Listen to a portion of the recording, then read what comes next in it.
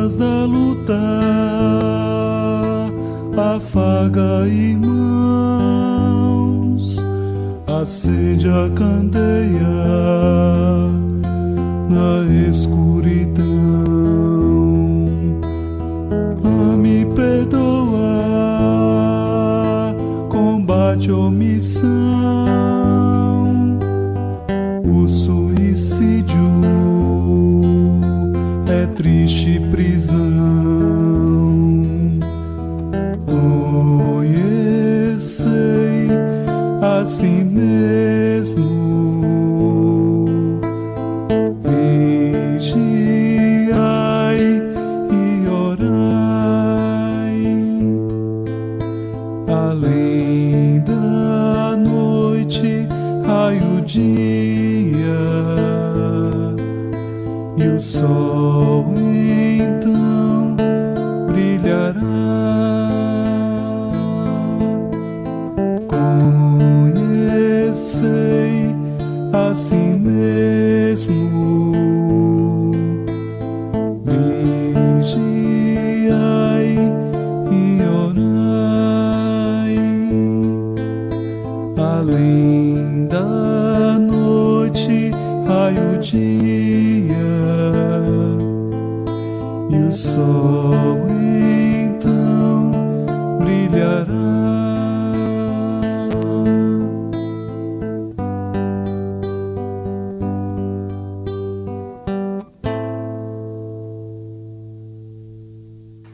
Eita, que noite linda nesta maravilhosa quinta-feira. Isso mesmo, pessoal. O mês de setembro inicia-se e a música já deu uma pista qual será o tema de hoje. Isso mesmo.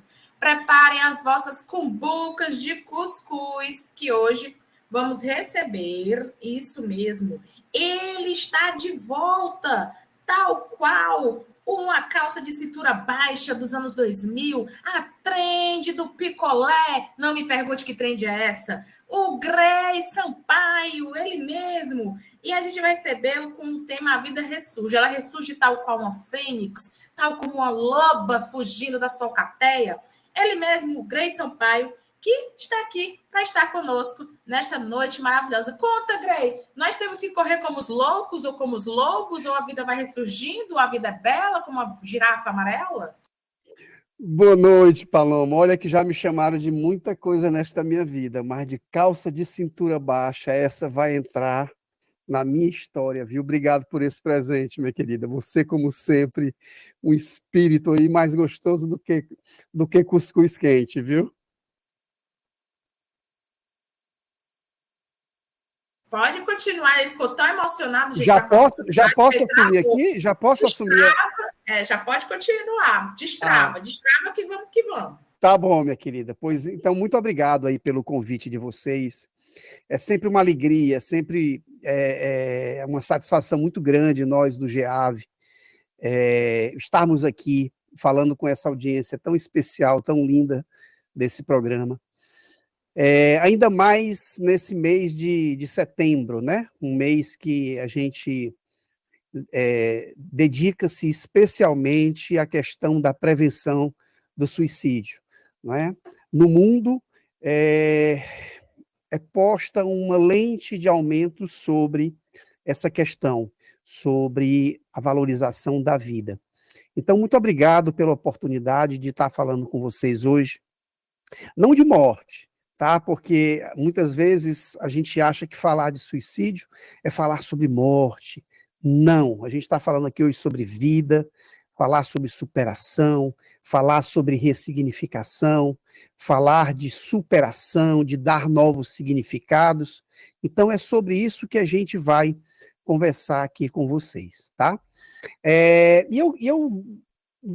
Eu me lembrei, quando eu estava preparando esse bate-papo aqui para a gente, eu me lembrei da primeira resposta que eu busquei encontrar para mim, Paloma, a respeito de o que é que eu estava fazendo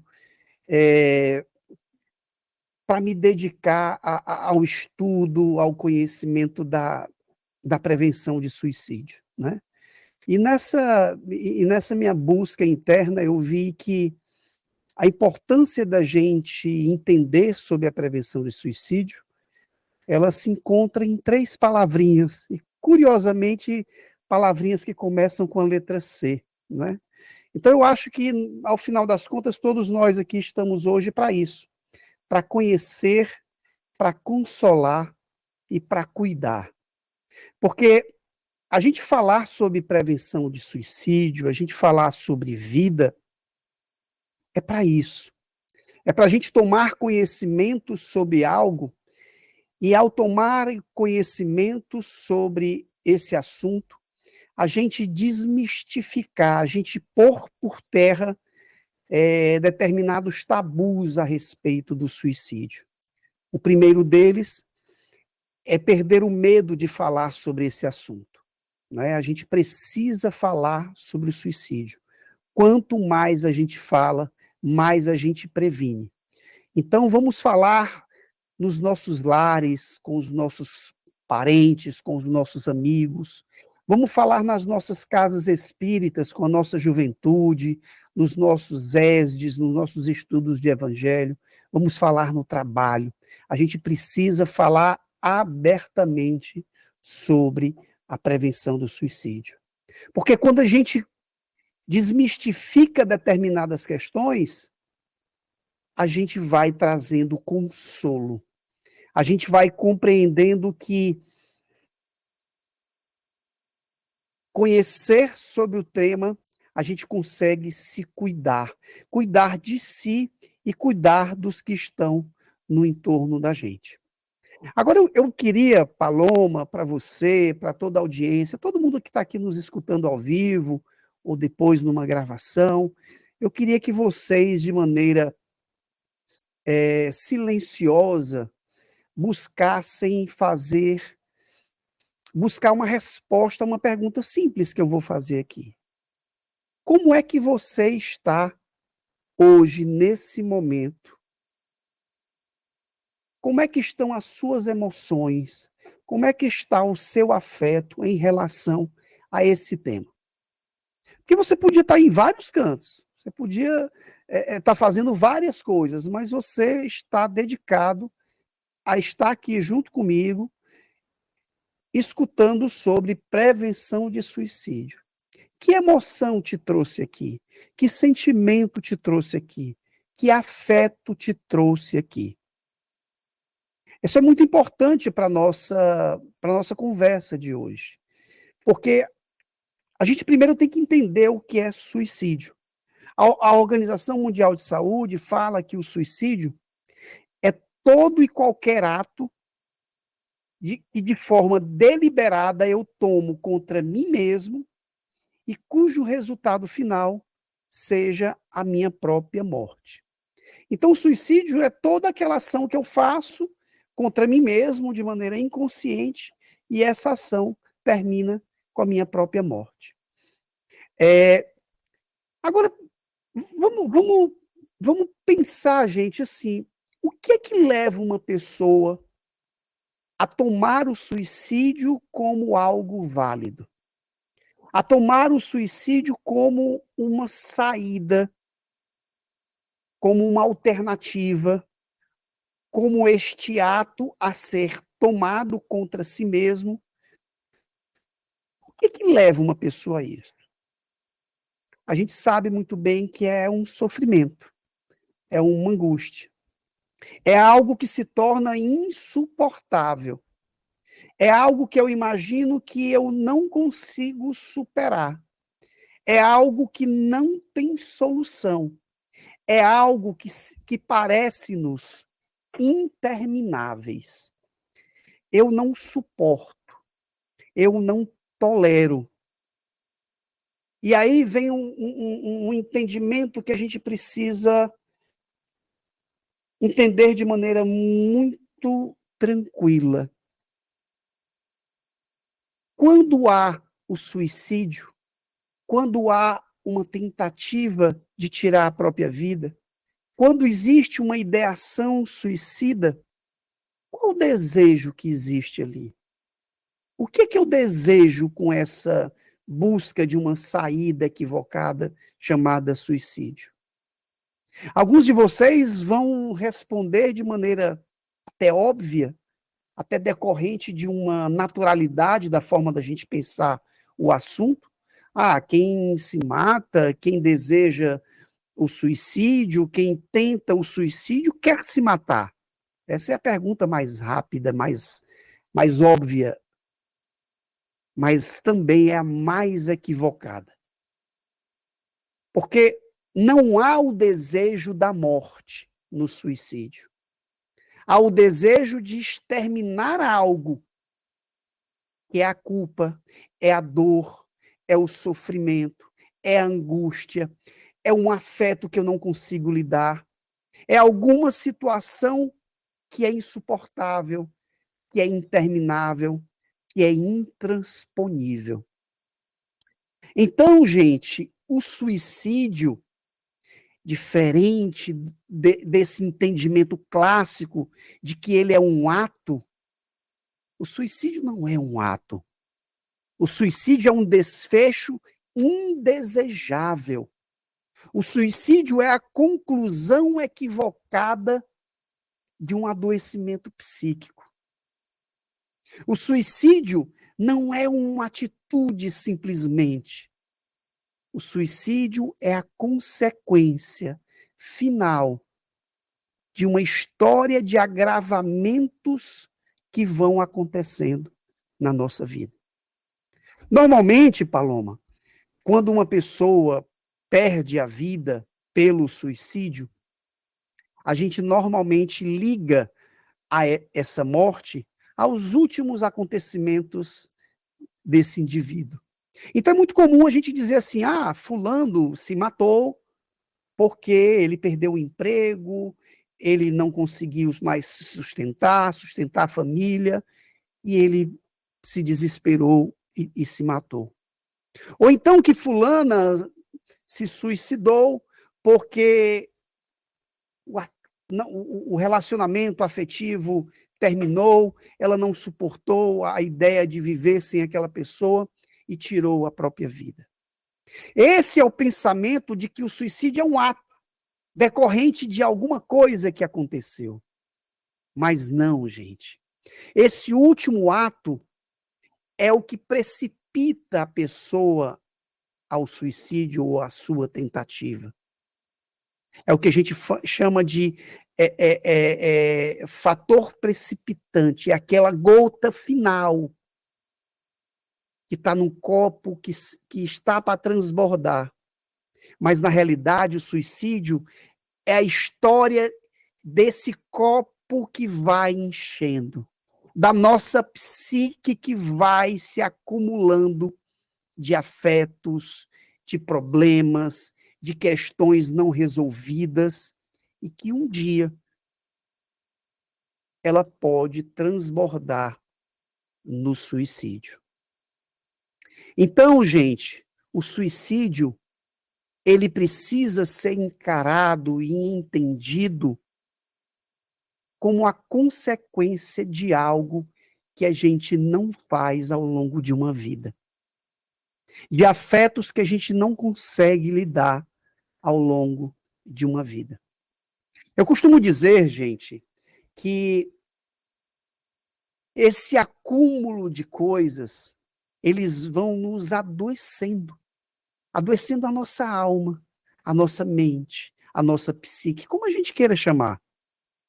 São adoecimentos psíquicos que, sem a gente perceber, devagarzinho, a gente vai meio que se desconectando das coisas. A gente primeiro vai se desconectando, sabe de quê? De si mesmo.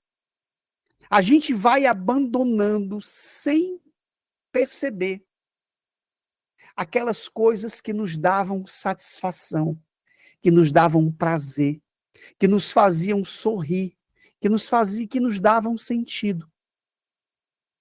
O prazer parece que vai sumindo nessas desconexões de si mesmo. A gente vai deixando de sorrir, de se alegrar, a gente vai se desconectando. Eu não vou mais fazer aquilo que me dá prazer. Eu não vou mais tocar um violão, eu não vou mais jogar bola com meus amigos, eu não vou mais sorrir. Eu vou criando determinados sentimentos de desesperança. Parece que as coisas não têm solução, não tem jeito. Eu vou criando falas de autodepreciação, frases pessimistas.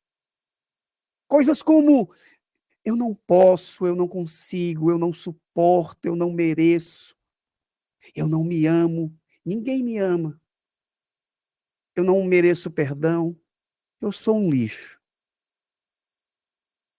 A gente vai se desconectando de si mesmo. E daqui a pouco a gente começa a se desconectar do outro. E não é uma desconexão apenas física, mas emocional. Eu vou me isolando do outro. E o outro é a minha família, é o meu amigo, é o meu grupo social, é a minha casa espírita, é o futebol com os colegas. Eu vou me isolando. Eu vou criando sentimentos de desamparo. Ninguém me ama, ninguém pode me ajudar, eu estou sozinho. Eu vou me desconectando de mim, me desconecto do outro. E isso pode me levar à desconexão mais agravante, que é a desconexão dos seus próprios propósitos. Um vazio na nossa vida, na nossa existência, vai se instaurando. Uma perda de sentido. Uma perda de... Sabe aquela coisa que você se levanta e te dá ânimo? É uma ausência. É uma ausência de... Parece que existir é dolorido, dói na alma. A gente vai entrando numa, como os autores falam, num sentimento de rigidez. Ou seja, o que antes eu conseguia resolver, eu conseguia encontrar alternativas, agora vão se sumindo. E parece que a única forma de eu resolver essas questões, muitas vezes até inconscientes, mas que me angustiam, é eu sair dessa vida. Então, se eu tinha desesperança, se eu tinha desamparo, agora entra o desespero, agora entra a depressão. Agora eu começo a escutar coisas como: a vontade que eu tenho é dormir e não acordar mais. Vocês não vão ter mais problema comigo.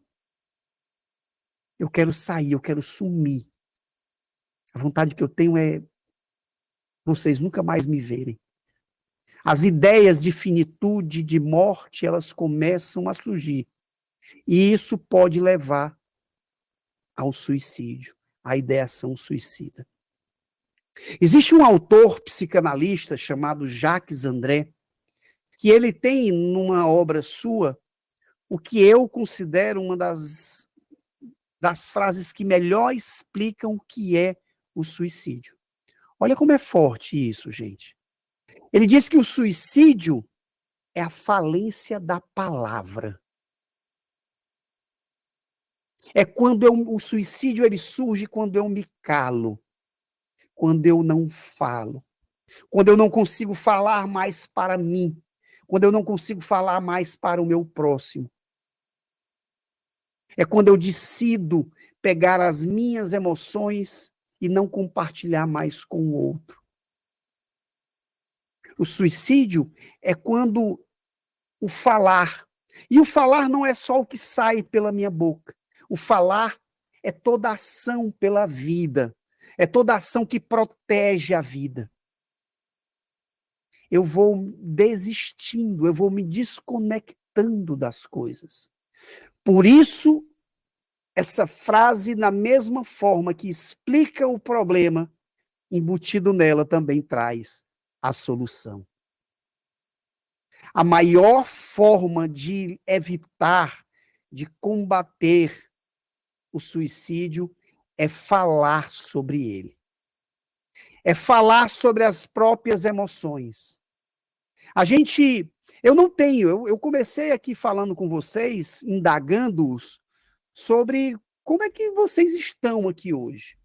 Que sentimento, que afeto vocês estão trazendo para esse momento? Eu não consigo responder isso que vocês fizeram internamente. Mas eu consigo certamente dizer o para que vocês estão aqui. E o para que vocês estão aqui, eu encontrei num outro autor, em outro psicanalista, que fala uma frase que é tema dessa nossa conversa, e que parece capturada do Evangelho do Cristo, parece extraída de um texto evangélico, mas é um psicanalista que está falando. Olha que coisa linda. Ele diz que a vida surge, ressurge, a vida insiste em vencer a morte. Bem no fundo, a vida está presente. Então, se a resposta àquela pergunta que eu fiz, você internamente disse algo como: eu estou aqui hoje, eu estou com essas minhas emoções e eu não estou suportando, eu estou sofrendo, eu estou desesperado, eu estou sofrendo. Se a tua resposta é alguma coisa em relação a isso, o que eu te digo é que você está aqui para entender que a vida ressurge. E a gente precisa tomar iniciativas para facilitar esse ressurgimento. Porque muitas vezes parece difícil ver que ela pulsa, que ela é viva, que ela está ali dentro da gente. Existe uma frase que eu amo que diz assim: a maior prova de insanidade é querer resultados diferentes, mas fazendo as mesmas coisas. Então a gente tem que mudar as nossas atitudes. A primeira coisa que eu te convido é: fale, converse, se expresse, jogue para fora as suas emoções. E para quem eu vou fazer isso? Fala com teu pai, com a tua mãe, fala com a tua família. Muitas vezes a família ela está ausente, ela não existe, ela é a fonte desses problemas. Ok, muitas vezes a gente quer falar e a gente quer que determinadas pessoas nos ouçam. E aí, quando essas pessoas que nós desejamos não nos ouvem, a gente tem que se permitir ao entendimento de que existem várias outras possibilidades. Existe um amigo, existe um desconhecido, existe um trabalhador de uma casa espírita, existe um padre, existe um pastor, existe um CVV, um telefone de voluntários que estão lá para nos escutar, um telefone que salva vidas, um telefone que ameniza sofrimentos, um telefone que nos auxilia a lidar com as nossas emoções que estão pesadas, estão difíceis. É o telefone 188, 24 horas, em todo o território nacional. Você está aqui para entender que esse sofrimento, essa dor, esse diagnóstico, ele pode te explicar, ele pode te apontar, mas ele jamais te define. Você não tem depressão. Você está passando por uma depressão. O que te define é esse ser único, especial, capaz que todos nós somos. Estamos entorpecidos pelo sofrimento. Mas a vida surge, ressurge, insiste em vencer a morte. Bem lá no fundo, ela resiste. Se a tua resposta foi algo como: nesse momento, eu estou pensando em desistir da vida. Neste momento, a alternativa do suicídio, ela está existente no meu pensamento. Se a tua resposta é algo parecido com isso, eu sei que você está aqui para entender que a vida ressurge. E que nós precisamos entender que nesse momento, com esse tipo de pensamento, nós não podemos, nós não devemos, não é saudável passarmos por isso sozinhos. A gente precisa de uma rede. A gente precisa fazer o que eu costumo dizer, se agigantar no outro. O que nos levou a isso são essas desconexões. Então vamos reconectarmos-nos ao outro. Vamos entender que um psicólogo, um psiquiatra, um psicanalista não são ferramentas para doidos. Eu não vou em psicanalista porque é coisa de doido. A gente escuta muito isso das pessoas. Parece que buscá-los é uma prova de fraqueza, é uma prova de um derrotado. Não! É a prova de um gigante em busca de se agigantar no outro. Buscar ajuda é um passo gigantesco, porque nós estamos lutando primeiro contra si mesmo, o nosso orgulho, a nossa vaidade e o nosso egoísmo.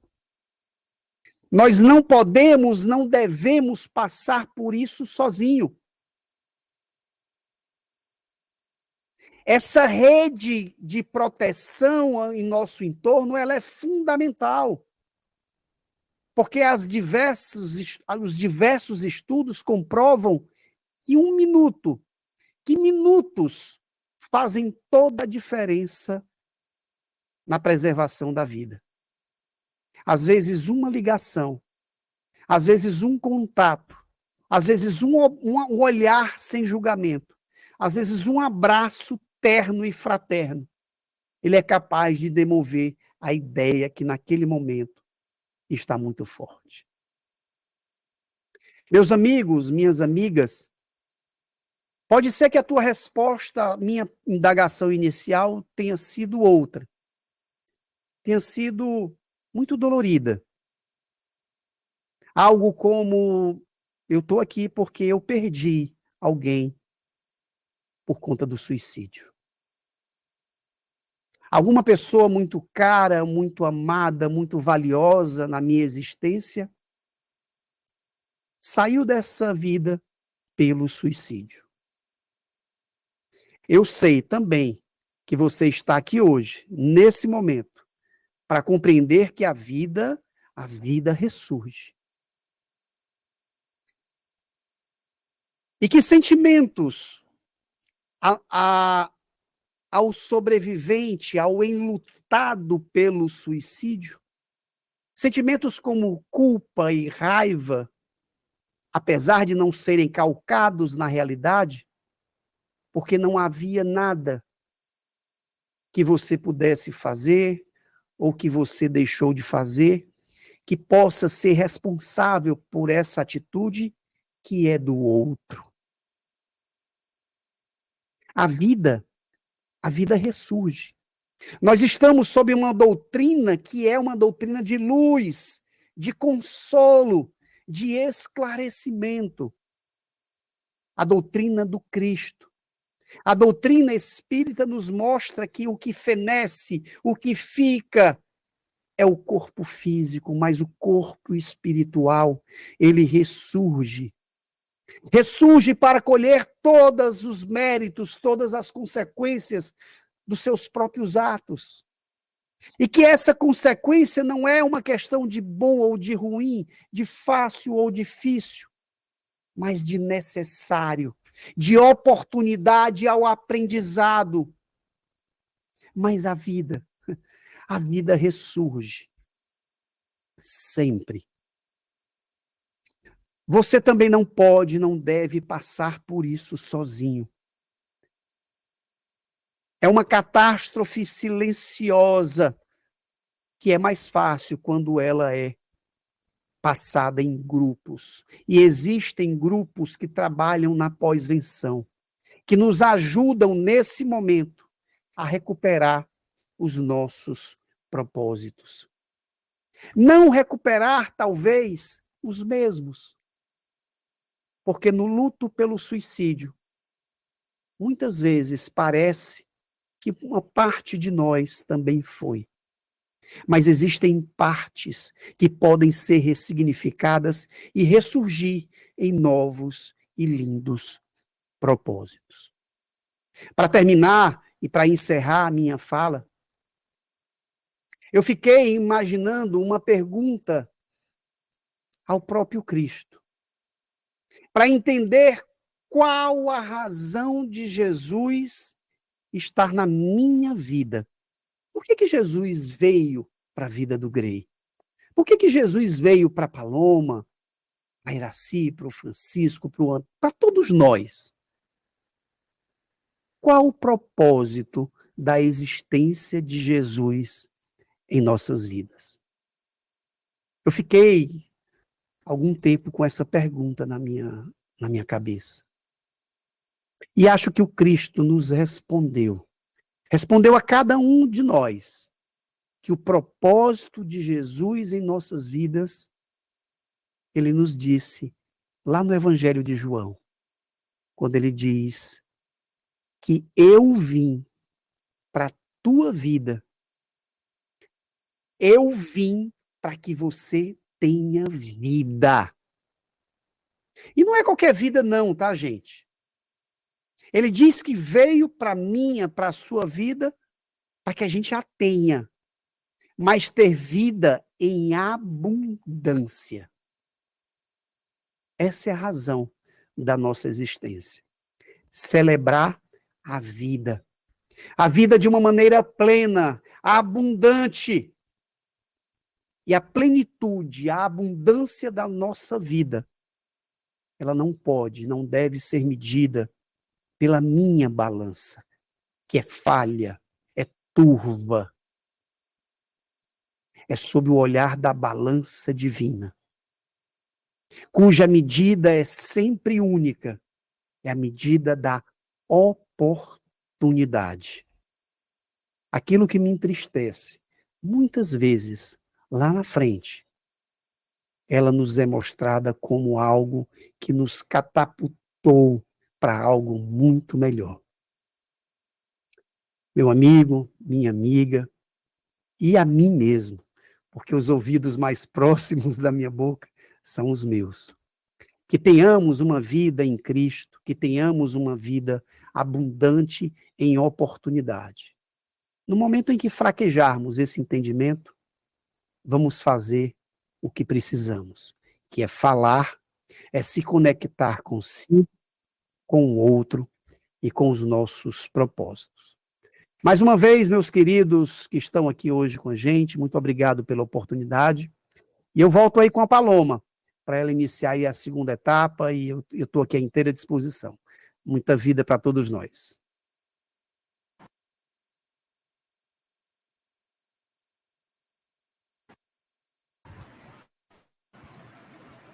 Alô, som testando. Alô, som testando. Funcionou e tu mutou de novo aí. Estou querendo me calar, eu não vou permitir, jamais tolerarei que possam me calar, pois nunca vão calar esta Barbie Butterfly. Vamos para o intervalo, que já já a gente volta com mais Pinga Fogo nesse cuscuz, de frente com Geave e participação especial de quem? De Grey. Bora, DJ JP, que já já a gente volta.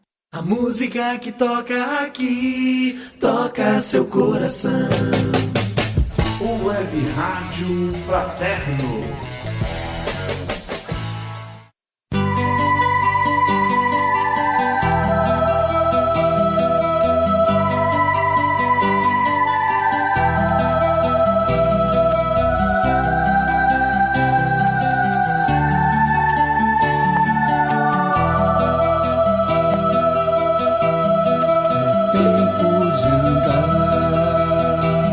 Já perdemos muito tempo sem saber, e agora que podemos entender, não devemos parar.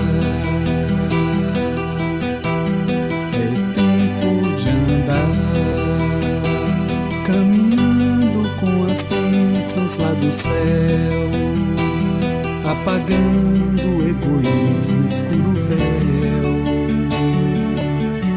nos impede de amar. É tempo de andar, é conhecer em cada rosto irmão, espalhando pelo mundo essa visão, pra todos enxergar que o amor é a luz entre nós, desatando do mundo os nós, da vaidade, da dor, que as palavras de Deus são as asas que levam às casas o pão do Senhor.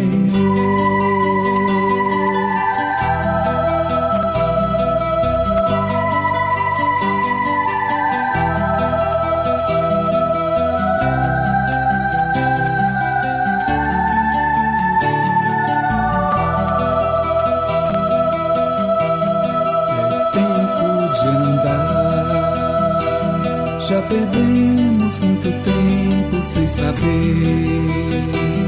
e agora que podemos entender, não devemos parar. É tempo de andar, caminhando com as bênçãos lá do céu, apagando o egoísmo, escuro véu, nos impede de amar. É tempo de andar, é conhecer em cada rosto um irmão, espalhando pelo mundo essa visão, pra todos enxergar que o amor é a luz entre nós, desatando do mundo os nós, da vaidade, da dor, que as palavras de Deus são as asas que levam às casas o pão do Senhor, que o amor é a luz entre nós, desatando no mundo os nós, da vaidade, da dor, que as palavras de Deus são as asas que levam às casas o pão do Senhor.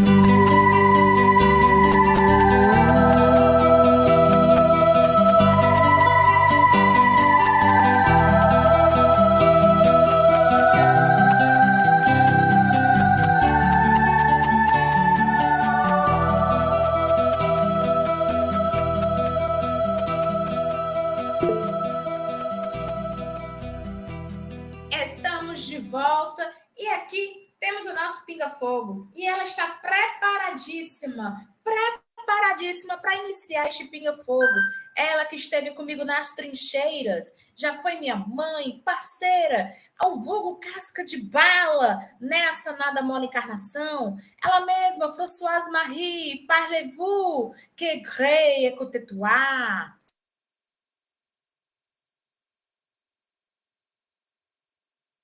Eu acho que ela perdeu a voz depois dessa. Fala, Fran, você está entre a gente? Bata 2 vezes para sim e uma para não. Acho que ela correu para pegar o dicionário francês, viu? Depois de uma introdução dessa aí, querida. Deve ter dado Algum Ela probleminha lá na internet dela. A Eu gente vou aproveitar enquanto ela retorna, Paloma, e eu vou conversando aqui com o Grey. Grey, muito bom a sua fala, porque faz com que os nossos ouvintes, e nós próprios aqui que estamos nessa sala virtual, possamos refletir, né, com esses questionamentos, o que nos trouxe para estarmos aqui na noite de hoje, o que nos trouxe para ouvir sobre esse tema. E aí eu me lembro, no início em que estava conhecendo a doutrina espírita, eu escutei uma história que eu fiquei... Aquela história que marca a cabeça da gente, né, fica martelando, de uma jovem que era de família espírita e que a família sabia, inclusive, né, eram grandes trabalhadores de uma casa espírita, e sabia que era uma jovem que tinha um histórico, né, um histórico de outras vidas em que ela já havia cometido suicídio. E a gente sabe que a gente está numa rádio espírita, que a gente conversa sobre reencarnação. O que acontece com algumas pessoas? A gente tem o exemplo da Ivone do Amaral Pereira, né, que cometeu algumas vezes, ela descambou pela esse momento, né, de sair da vida através do suicídio. Dentro da doutrina espírita, com a visão que nós temos, como é que a gente poderia trabalhar com os nossos jovens, esclarecendo a respeito de um assunto desse? Eu não vejo como um assunto pesado, eu vejo como um assunto necessário para a gente poder dialogar com eles. E como é que a gente abordaria esses jovens? O assunto ele se torna pesado se a gente tem a perspectiva de que a gente vai falar de morte, a gente vai falar de desesperança, a gente vai falar de fracasso. O assunto ele se torna leve quando a gente tem o conhecimento de que falar sobre prevenção de suicídio não é nada disso. É falar sobre vida, é falar sobre esperança, é falar sobre superação das dificuldades. Então, quando a gente traz o olhar a essa fala, o olhar verdadeiro que ele deve ter, ele se torna, não é leve no sentido de fácil, é leve no sentido de suportável, de necessário, tá? Então, vamos trazer não só aos jovens, mas a todos essa visão de que a gente precisa falar de vida. A gente tem que encarar de que se surge a ideação suicida, não está surgindo de um fraco, não está surgindo de um fracassado, não está surgindo pela ausência de Deus, não está surgindo porque é frescura, não está surgindo porque é alguém que não tem o que fazer. Não. Está surgindo de um ser humano. Está surgindo de uma pessoa igual a todos nós. O suicídio, infelizmente, ele é democrático. Ele não escolhe cor, raça, posição social, ele não escolhe ideologias políticas, ele não escolhe ideologia de gênero, ele ele está em todos. Eu sou espírita católico, ateu. Então a gente precisa lidar. Gente, é óbvio, tá? É óbvio. Eu vou usar um autor muito querido, o saudoso Francisco Cajazeiras, que em uma de suas obras que ele dedica à depressão e ao suicídio, ele diz lá que a depressão e o suicídio, ela tanto pode ter uma origem maior e principal sob a ótica espiritual, como a ótica humana. Como é isso? Pode ser que a depressão e a ideação suicida, ela parta de consequências de vidas anteriores. Então, tem um aspecto espiritual muito forte, tem um aspecto obsessivo muito forte. Mas vamos pensar, se a origem maior é isso, o aspecto emocional, psicológico, emocional, vamos colocar humano, ele vai também estar presente. Então, o adoecimento psíquico, os transtornos emocionais, eles vão surgir. Vamos imaginar que a origem maior seja a questão psicológica, emocional, humana, vamos colocar dessa forma. A espiritualidade, a obsessão, ela também vai se aproveitar. Então, sempre, em qualquer ótica que você queira falar, existem questões espirituais, existem questões físicas. O que é a Associação Médica Espírita, o que é que a Federação Espírita fala a respeito da tratativa do suicídio? É o olhar humano o primeiro. A tratativa espiritual é um suporte. Ah, Grey, mas isso não tem base na doutrina, não. Tem não? Capítulo 5, causa das aflições, onde ele fala das causas anteriores e das causas atuais. Lá em causas atuais, ele nos diz: todo aquele que for acometido pelas vicissitudes, pelas dores, pelas contrariedades, pelas dificuldades da vida, interroguem friamente a sua consciência e busquem a resposta. Ah, se eu tivesse feito aquilo, se eu não tivesse feito aquilo. A maior causa dos sofrimentos humanos são desta vida. Então, gente, vamos trazer, sobretudo, a discussão da saúde mental, do falar. Não interessa qual é a explicação, mas vamos falar, vamos tratar sobre a ótica da saúde mental. Ô, Grey, aqui é a Fran, né? Eu não consegui entrar anteriormente, mas vamos nós.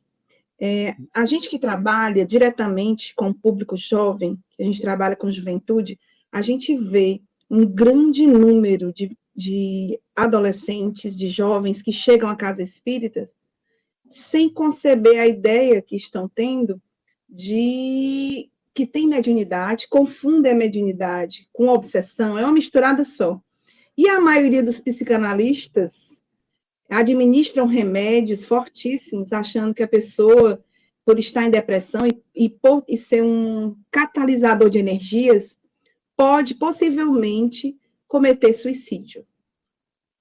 Tal e qual. Na nossa querida Sueli Caldas Schubert, ela fala no livro Transtornos Mentais da Alma, que nós temos potenciais muito grandes.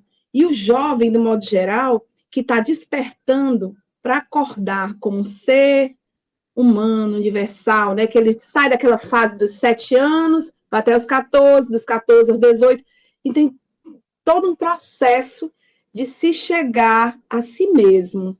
Aí a gente pergunta, como orientar esses jovens numa linguagem mais branda? Eu mesmo, na adolescência, muitas vezes, não só a gente pensava assim, como solucionar algum problema e abria para o quê? É muito mais fácil tirar a minha vida e resolver do que eu sustentar aquele equilíbrio que a gente é tão inerente ao ser humano e que muitos de nós passam por isso. Uma tristeza, né? um mal-estar.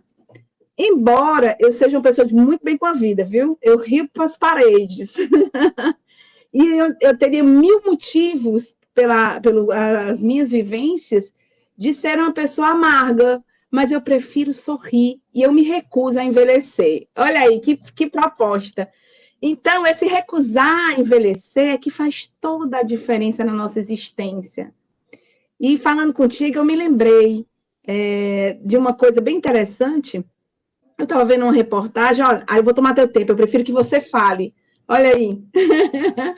Eu queria que tu expusesse para os jovens que estão assistindo a gente o que fazer quando a gente se sentir sem saída, e será que o que a gente tem é realmente tristeza ou é obsessão? Como eu posso, assim, é muito sutil, é muito fácil da gente identificar ou não? Deixa eu primeiro dar uma provocada nos jovens, tá? E os jovens que eu estou falando são todos nós, viu, gente? Também. Isso não cabe só para os jovens, não. Dá uma olhada lá no teu Instagram e vê quantos amigos tu tem. Alguns vão dizer, eu tenho 50, eu tenho 100, tenho 200, 300, 1000, 5000. A gente tem vários amigos nas redes sociais.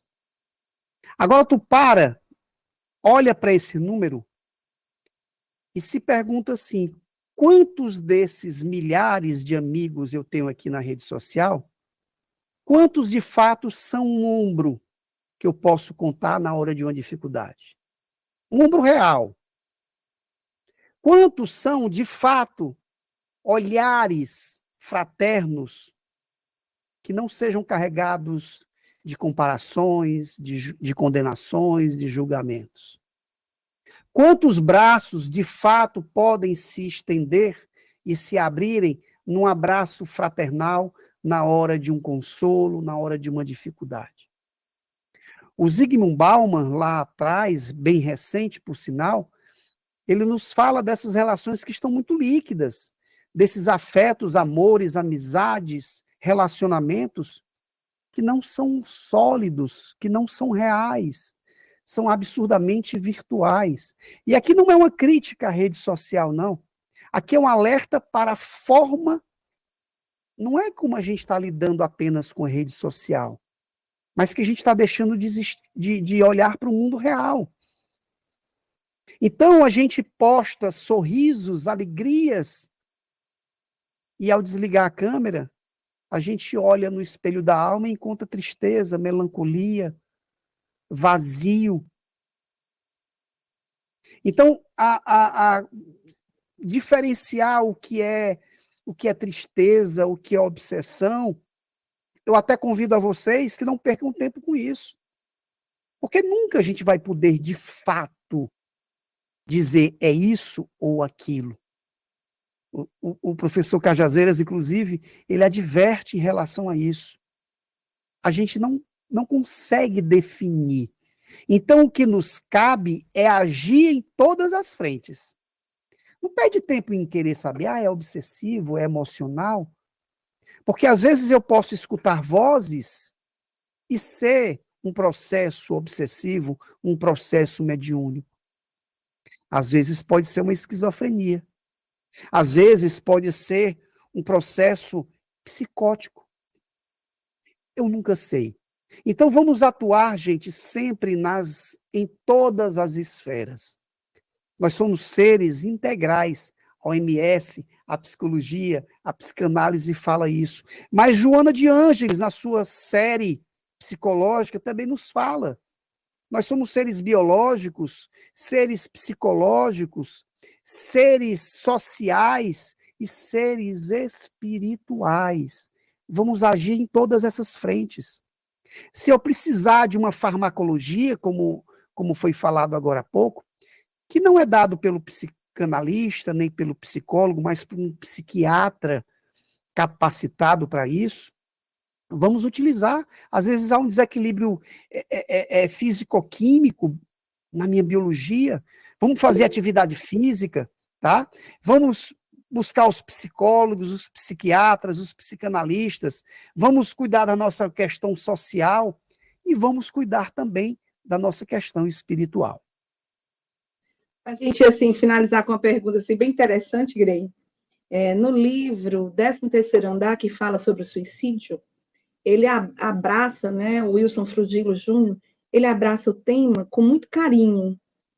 E depois o Divaldo vem acerca do assunto, vem dizer, abre até uma porcentagem, ele fala que 95% das pessoas que estavam dentro dos manicômios, né, que se consideravam loucas, são médiuns, e 5% seriam de formas patológicas, né, de forma patológica. Então a gente observa que é muito tênue a linha que separa a nossa sanidade mental, né, que a gente convive, e nós estamos cercados por ondas, aí vem o estudo do magnetismo, para a gente observar que nós estamos cercados por energias, e essas energias, a juventude que está escutando, no momento que você se sinta infeliz, que você não veja, procure fazer algo de bom, de positivo, ouvir uma música boa, fazer uma prece, ir à igreja ou a qualquer templo religioso que lhe apetece, seja uma casa espírita, uma igreja católica, um centro de umbanda, ou os evangélicos, onde for que você se sinta bem, é onde você tem que estar. Então, é necessário a gente se apegar ao que nos faz bem. Tá ocioso? Lava uma roupa, gente. faz uma faxina geral, né? Vamos suar a camisa, como disse o Grey, vamos malhar, vamos fazer coisas que nos deem prazer. Vai lá, toma um milkshake do Bob's. Olha aí, ó, não estou ganhando nada, hein, a propaganda, mas faça, assista, ouça músicas que lhe façam bem, para que a gente retorne ao equilíbrio, né, Grey? Perfeito a tua fala. Se você só me permitir um pequeno acréscimo, é uma lembrança que é uma lembrança importantíssima dentro da tua fala. Muitas vezes, essa dor, esse sofrimento, ele é tão profundo, ele é tão enraizado.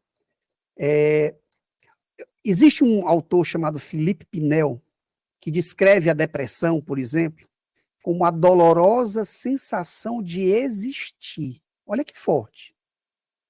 O sofrimento, a dor, é de simplesmente estar vivo, existir. Esse sofrimento, às vezes, ele é tão brutal, ele é tão incapacitante, que eu não tenho vontade, eu não tenho desejo, eu não tenho ação de buscar essa roupa a ser lavada, de buscar esse Deus, de buscar esse movimento. Muitas vezes, o sofrimento ele precisa ser compreendido e acolhido de que não é preguiça, não é falta de Deus, não é falta de lavagem de roupa, não é nada disso. É um adoecimento. Então, ele precisa de ajuda, tá? Então, movimente-se. Às vezes, a única coisa que nos cabe, por exemplo, numa depressão, é se permitir ser ajudado, tá? Uhum. Então, sim, a gente precisa se movimentar, a gente precisa se permitir. E, assim, sobre essa fala do Divaldo, vamos fazer também uma breve, bem rápido aqui. 95% dos que estão no manicômio é obsessão, né? Beleza.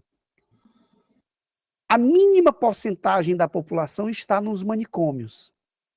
O espírita tem muita facilidade em aceitar a ideia de quem está no manicômio, a maioria, ser problema espiritual.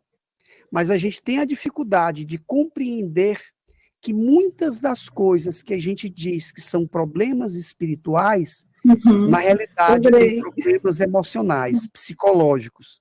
Então, a gente precisa, e repito e reforço, lidar com as duas áreas, espiritual e humana. A gente tem que cuidar também muito da saúde mental. Gratidão imensa. É contigo, Paloma. Desculpa aí.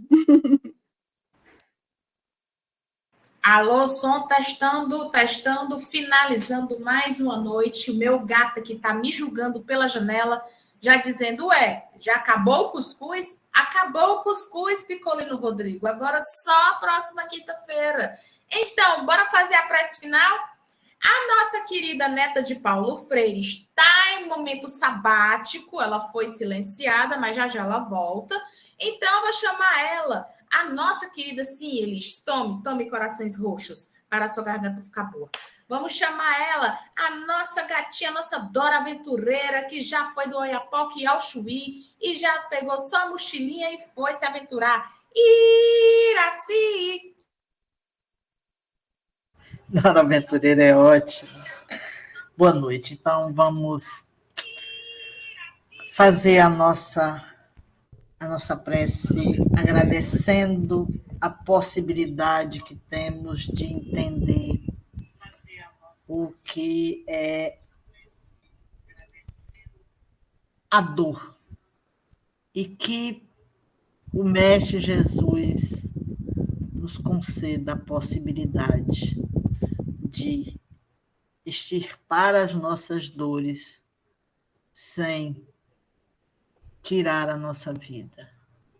Que possamos entender isso e falar, pedir ajuda. Obrigada e nos despedimos agora com amor nos nossos corações. Que assim seja.